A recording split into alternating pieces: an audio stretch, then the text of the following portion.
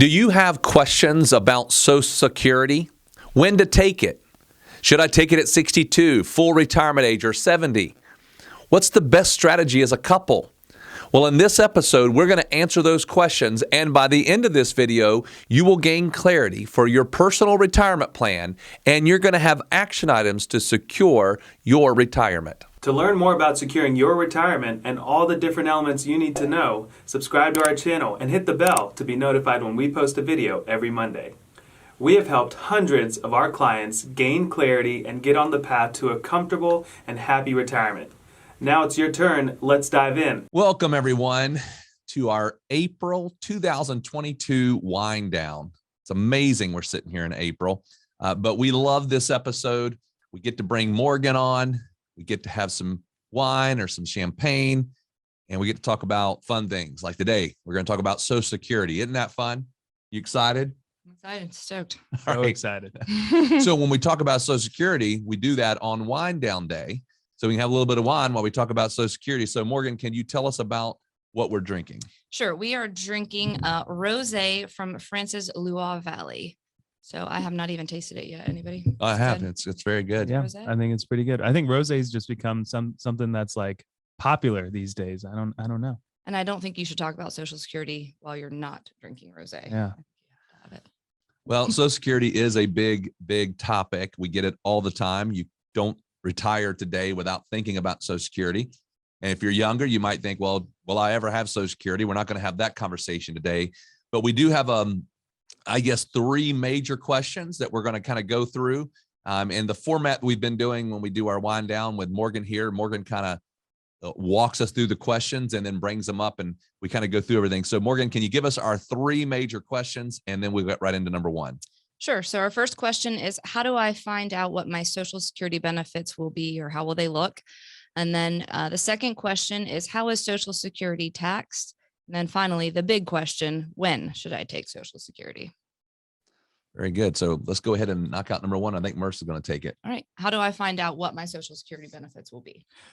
So it's I was actually sitting in the office the other day with a client, and they were talking about how they used to get the statement in the mail every single year, and that would tell them what their projected Social Security was. But you probably know at this point they stopped doing that. I guess in a way to save paper and also to get people using their website a little bit more. So what we have found, the best way to understand what your Social Security benefits are is to go to their website.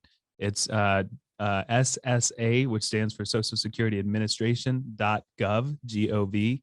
Obviously, we have ways to estimate what your Social Security could be, but when it comes to proper planning, we want to know the numbers straight from the administration. And so you're going to create a login, and just like with any login, you're going to be asked some personal information. No, it's the government's website, so it's about as secure as you can get. You'll put that information in, and you'll answer some questions, and then from there, it's going to give you all the options when it comes to your Social Security. So what age you could take it, what your full retirement age is going to be, and then all the projections in between and all the way out till 70. So that's a really good resource when you're talking to advisors, when you're planning out your income for retirement, what it's going to look like. Knowing those numbers is absolutely necessary. So then once you don't know those numbers, are you automatically applied, or is there an application process? No, you're not automatically applied. And that's a great question, because we really want to think through when do we apply? And that's going to be another question that we kind of go into here in this wind down. But the process for applying, once you know when you want to take it, is pretty simple.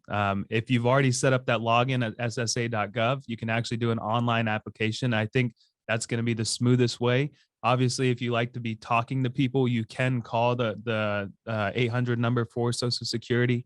I've heard that there's some rather long wait times there. And as well, if you have an office in your location, I know we have one here in Raleigh. The best thing there is you can set an appointment if you want to talk to someone face to face. But I think the majority of people, once you have your login, you're kind of already set up to go ahead and apply. And it's a pretty simple process. As far as timing goes, I'm pretty sure you can apply as soon as 3 months before the time that you want to start taking your benefits. So, and it takes a couple months for them to get it to you. So when you know when you want to apply 3 months before. That's just a good rule of thumb. What about the spousal benefit part of of Social Security? I don't really understand that. So that's a big question. And that's a one that's a little bit, could be a little unknown, and it's something that is need to be known. And I'm going to throw that one over to Raiden, because there's some math here and there's some things that you would want to understand. Ultimately, the spousal benefit is great, and you want to understand what it is and whether or not it applies to your situation. So ultimately, the way Social Security looks at it is an individual has their own benefit, or you can choose the spousal benefit. So why would a person not just take their own benefit? When I say that, their own dollars versus the spousal benefit. Well, sometimes, and we see this on either side of the spectrum, one of the spouses earns more than the other. Maybe one of them worked longer than the other in the workplace. And so their credits, or I shouldn't say their credits, but the amount that they had that went towards Social Security makes their number a bigger number. So let me walk you through a couple of examples. One example is this. Let's say that you have a couple, and let's say that one of them goes to work and the other is at the home, and they help raise the children at home and they don't go out into the workplace. Well, the way the Social Security looks at it says if you're married for at least 10 years, and that person that is out in the workforce is working, well, then both of you qualify for Social Security. But the stay-at-home spouse who did not go out into the workplace for those years didn't earn dollar credits toward their Social Security. So now let's take them all the way down. To make this real easy, let's pretend they're the exact same age. So they turn 67. Let's just say that's full retirement age. So 67, the spouse that worked has Social Security benefits based on their dollars, and I'm just going to make the numbers round here, of $3,000 a month. But the spouse that did not work, who stayed at home with the children, let's say in that case, or maybe even they went to work later after the kids got into school or whatever that might be. But let's say that their benefit is only $1,000. So you look at that, you go, okay, the spouse that worked has a $3,000 benefit. The one who stayed at home only has $1,000.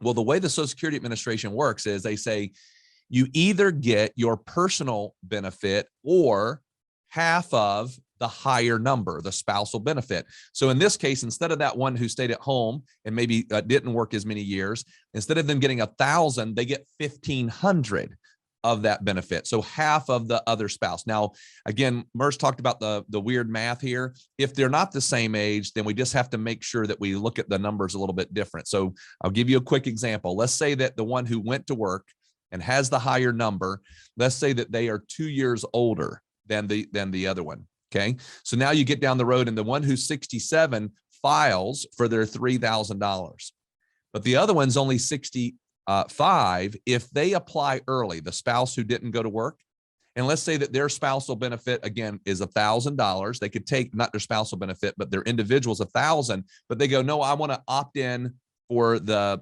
spousal benefit. It will not be half because you are applying early. And so they reduce your benefit. And so instead of being 1,500, it might be 1,350.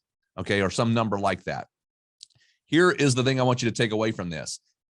You want to understand the spousal benefit. In fact, we had the situation that just happened. This is one of those good stories. The couple comes in, we're looking at all the numbers. The person had waited until they were 70. They had like a $4,000 benefit. And the spouse who didn't work had a benefit of around 1,000, somewhere in that area. Or in fact, they didn't even think she qualified actually because she never worked. So they just thought, oh, we're just going to get my Social Security. And we went, no, you get half of their Social Security. And they were like, oh my, it was almost like they're found money here. The spouse who stayed at home actually got, I think it was around $1,700 because it was based on his 66 and 6 months deal. So it was almost like, wow, we didn't even know we were going to get this. This is pretty cool. So spousal benefit is huge. You want to understand it. Just understand it. There's some math we got to think through when it looks at that, but you definitely want to understand it. If you don't understand it or you have questions about it, we're glad to talk to you about it. So what is the absolute youngest that you can take Social Security? Not that I'm quitting or leaving or anything, but. Right. So currently it is 62 is what the youngest that you can take Social Security, provided that we're not talking about a disability or something like that. Just a regular benefit is 62.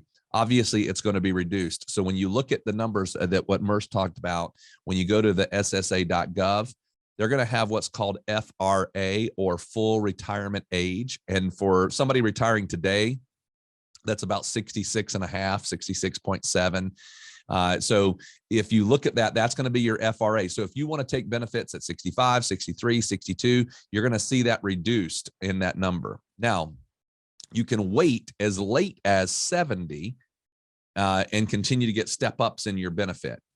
Once you get to 70, there's no reason to wait any longer. There is no more step ups after 70. So really 62 is the youngest. There's no real good reason to wait till after 70, but that's kind of the range. Are there penalties though to taking it? I'm gonna let Merce handle that one. I'm gonna let Merce is my penalty guy. So there are things you want to think about when you're taking Social Security early.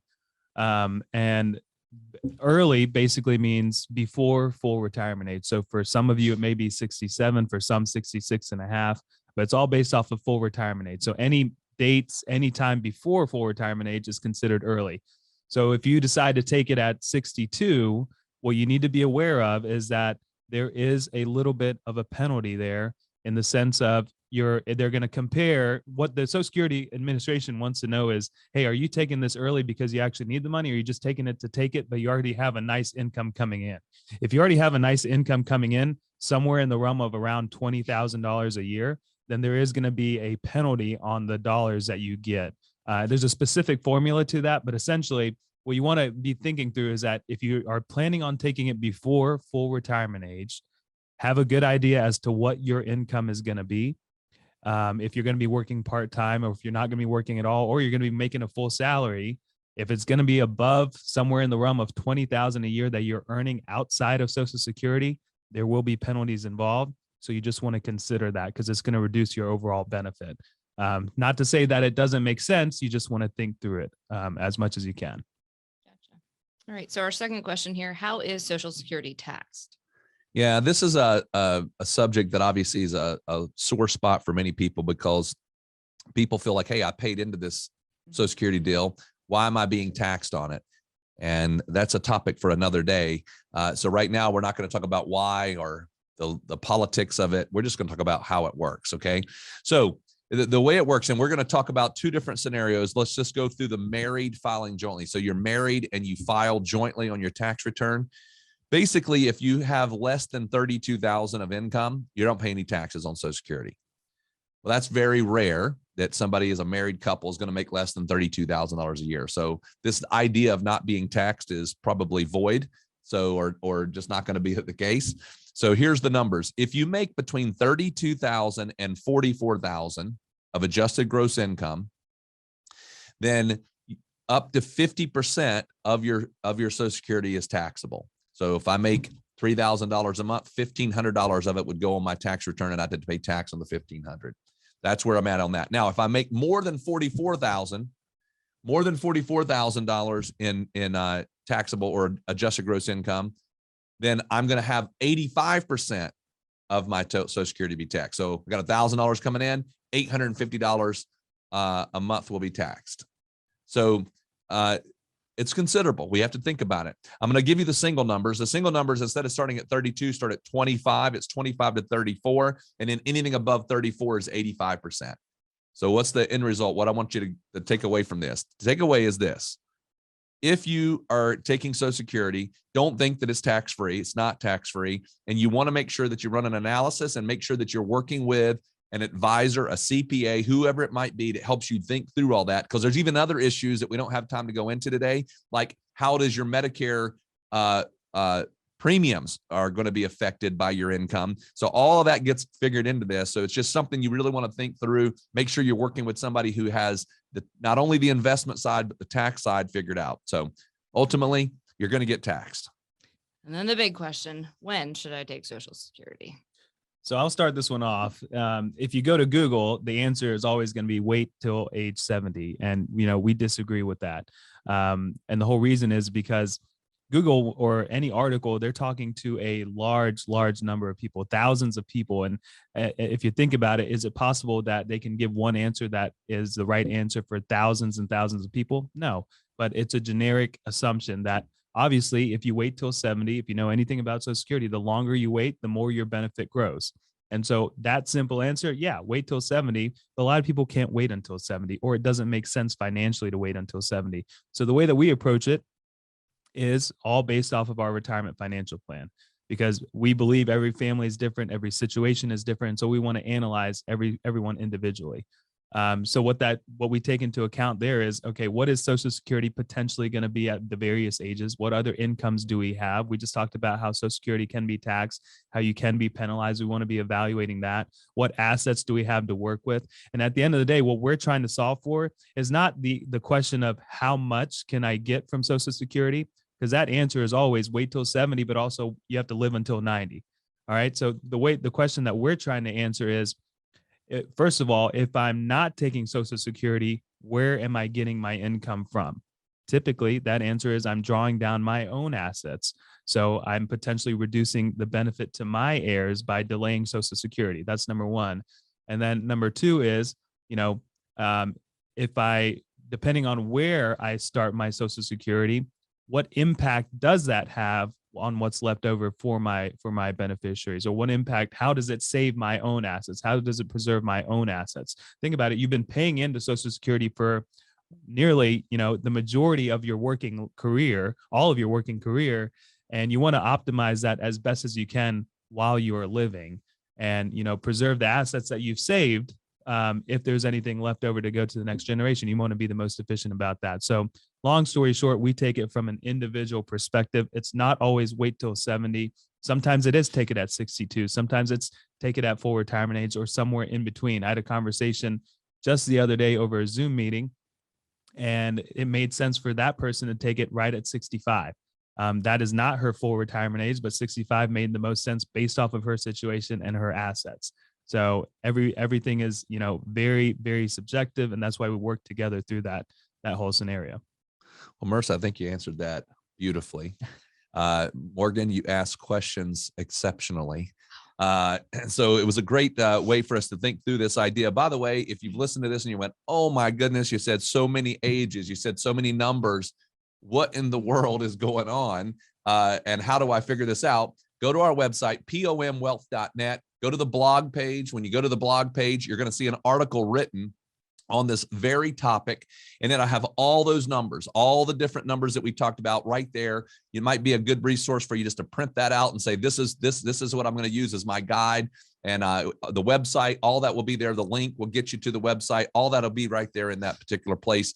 And if you're thinking, hey, I'd love to be able to talk to you and Merce and be able to get my questions answered, go to the top right-hand corner of the webpage, click on 15-minute complimentary phone conversation. We will hop on the phone with you and have a conversation and talk it through. We do that almost every single day, but we'll say at least every single week. We're talking to people, helping them answer questions. So we look forward to doing that. Thank you very much for listening. We'll talk to you next Monday. We hope this video has given you some confidence and clarity as you plan for a worry-free life in retirement. But what else do you need? We have created a complimentary video course called 3 Keys to Secure Your Retirement. This video walks you through step by step what you need to do to get ready for retirement. You can also check out our podcast called Secure Your Retirement. You can subscribe below. For more retirement tips, watch this video. Create your retirement income plan. Also, click here to subscribe to our podcast, Secure Your Retirement. If you like this video, hit the like button and be sure to subscribe and share it with your friends.